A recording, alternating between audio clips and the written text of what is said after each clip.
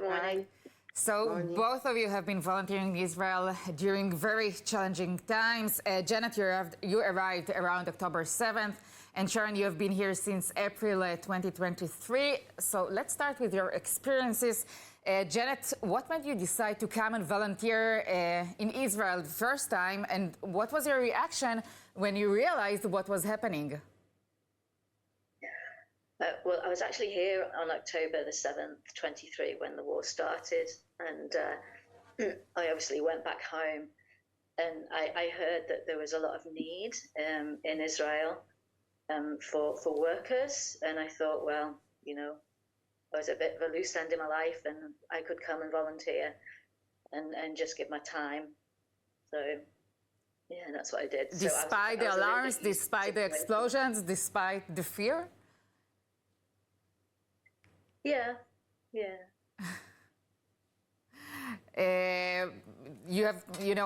Sharon, you've already been here, as we've mentioned, for some time. What made you decide to stay here during this difficult situation?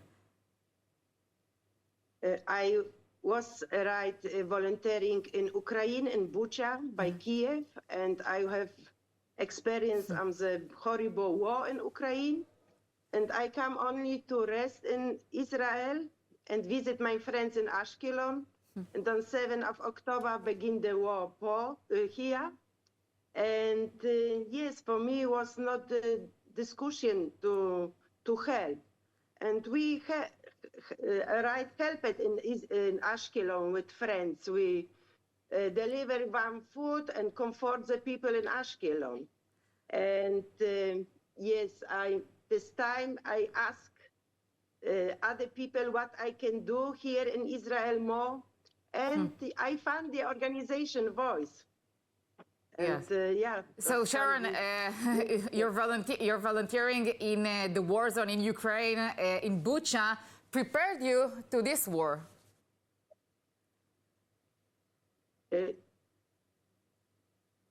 Can you? Yes, you've mentioned you've been a volunteer in Ukraine, in Bucha. So this situation in war zone prepared you to our war, the October 7th war. Yes, of course. I have experience, and I don't feel.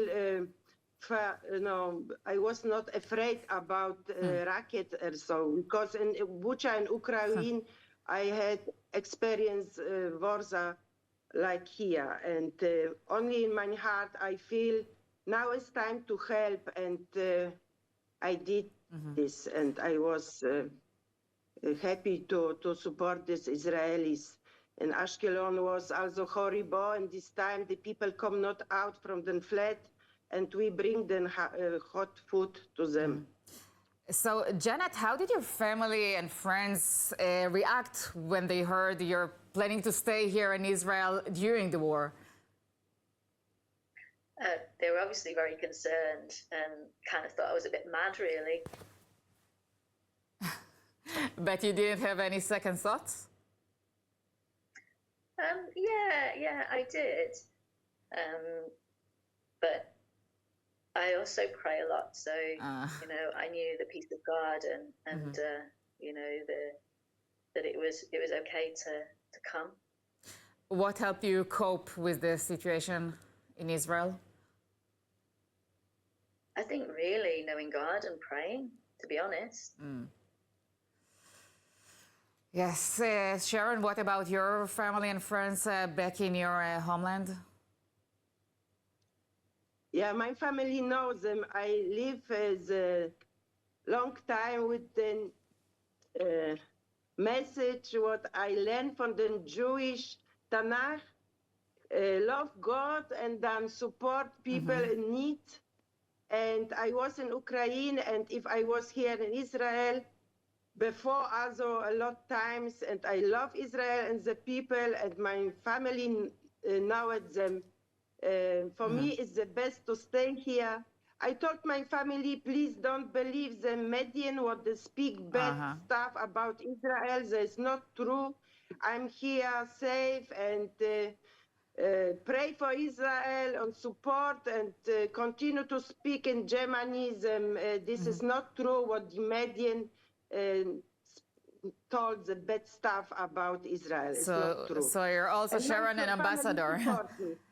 Yes. And we know, Janet, that you're currently in the middle of Akim Haifa fundraising campaign. Why do you think it's so important to support this organization? It's really dear to my heart since I started. They do a great work, a really great work. There are people that are so dedicated to making the lives of others better, day by day. And there's real friendships and, there's real love for the friends. So, I think it's a very worthy cause to be supported. And I thoroughly enjoy my work there. Janet Roberts and Sharon Schildmayer, thank you so much for sharing your experiences. Thank you.